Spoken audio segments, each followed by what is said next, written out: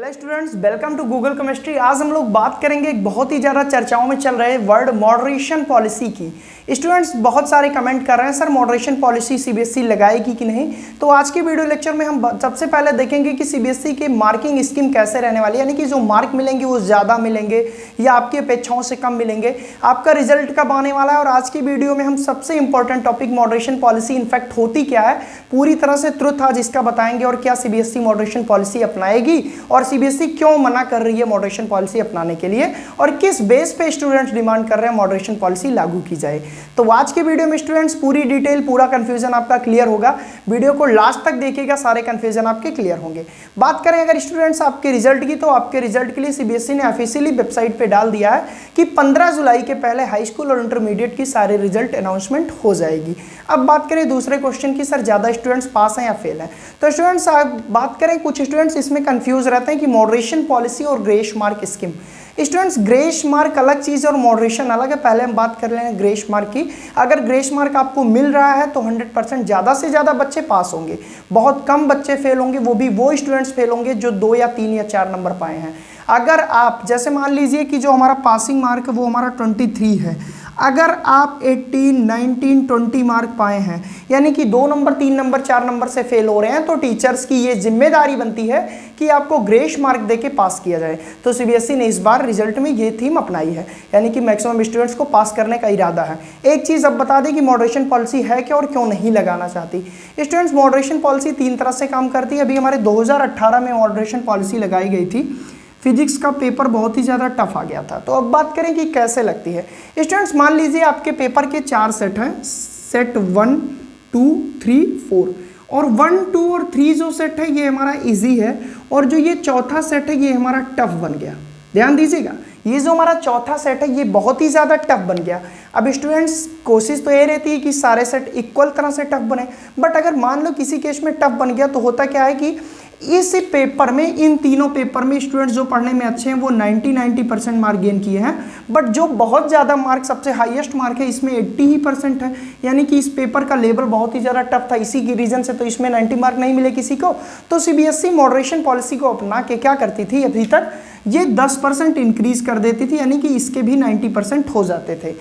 तो ये हो गया मॉडरेशन पॉलिसी। दूसरा तरीका क्या है मॉडरेशन पॉलिसी का?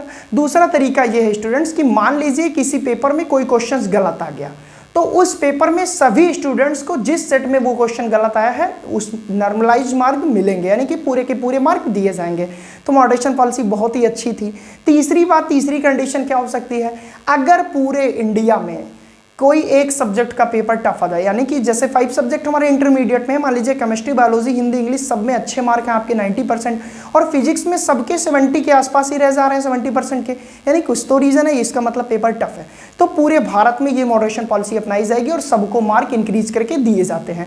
तो ये रहा हमारा स्टूडेंट्स मॉडरेशन पॉलिसी और ग्रेस मार्क मैंने आपको समझा दिया। अब बात करते हैं सीबीएसई क्यों नहीं लगाना चाहती। सीबीएसई इसलिए नहीं लगाना चाहती कि इस बार ऐसा कुछ नहीं हुआ, सारे पेपर में इक्वल टफनेस थी। कोई भी पेपर इतना हार्ड नहीं था कि उसमें मॉडरेशन पॉलिसी लगाई जाए, बट स्टूडेंट डिमांड कर रहे हैं, पेरेंट्स डिमांड कर रहे हैं, कुछ टीचर्स भी डिमांड कर रहे हैं। तो सीबीएसई का इरादा नहीं है मॉडरेशन पॉलिसी लगाने का। लेकिन हाँ, ध्यान रखिएगा, लेकिन हाँ स्टूडेंट्स, सीबीएसई मॉडरेशन पॉलिसी लगाएगी, लेकिन हिडन तरीके से। आप बोलेंगे सर ये कैसा, आप बोल रहे हैं नहीं भी लगाएगी, फिर बोल रहे हिडन तरीके से। हिडन तरीके से मतलब कि आप सबको अपने अपेक्षाओं से ज़्यादा नंबर मिलेगा। बिल्कुल मत घबराइए स्टूडेंट्स, सभी को अच्छे मार्क मिलेंगे, क्योंकि सीबीएसई इस कोरोना पेंडेमिक में कभी नहीं चाहेगी कि स्टूडेंट्स को किसी भी प्रकार की हानि हो, उनको नंबर ज़्यादा मिलेगा।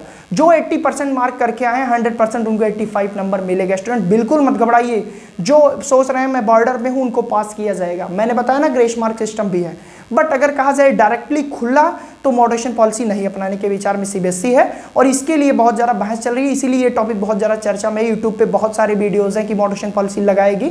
इनफैक्ट नहीं लगाएगी, बट हिडन तरीके से लगाएगी, क्योंकि इस बार ना तो कोई पेपर का टफ लेवल आया, ना कोई क्वेश्चंस गलत आए।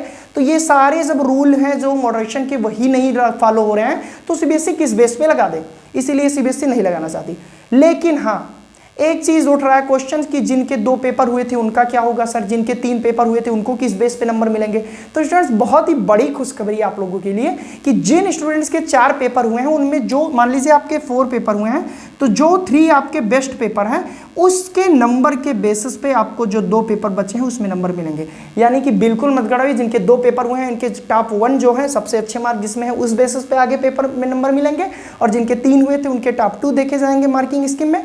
और स्टूडेंट्स अगर आप उससे असंतुष्ट हैं, हो सकता है आपके वो 2 पेपर हुए हैं जो आपको कम आते हो और बाकी के पेपर आपको बहुत अच्छे आते हो, तो इसके लिए सीबीएसई ने बहुत ही अच्छा ऑप्शन निकाला है। ऑप्शन क्या है हमारा कि हम जब कोरोना पैंडेमिक सही हो जाएगी, जब कंडीशन सुटेबल हो जाएगी तो हम अपने पेपर को दे सकते हैं, मार्क इंक्रीज कर सकते हैं। तो बहुत ही अच्छे से स्टूडेंट्स की पूरी तरह से ध्यान देकर सारी बातें कही गई हैं सीबीएसई के द्वारा। तो ये रहा स्टूडेंट्स आपके रिजल्ट से रिलेटेड अपडेट। जैसे ही कोई नया अपडेट आता है मैं आपको अपने चैनल पे सबसे पहले न्यूज़ देने की कोशिश करूंगा, और बिल्कुल ट्रुथ न्यूज़। यहाँ पे कुछ भी आपको बढ़ा चढ़ा के नहीं मिलेगा यार, जो है एकदम रियल फैक्ट रहेगा। तो आई होप आपको पूरी तरह से मॉडरेशन पॉलिसी और सारी चीज़ें क्लियर हुई होंगी। अगर आपको वीडियो अच्छा लगा हो तो वीडियो को लाइक करिए, कमेंट करके हमको बताइए हाँ सर हमको मॉडरेशन पॉलिसी समझ में आ गई। चैनल पे नए हैं तो चैनल को सब्सक्राइब करिए। तो स्टूडेंट्स बिल्कुल टेंशन मत लीजिए, सब अच्छे से मार्क पाएंगे, सब स्टूडेंट्स पास होंगे। Thank you so much.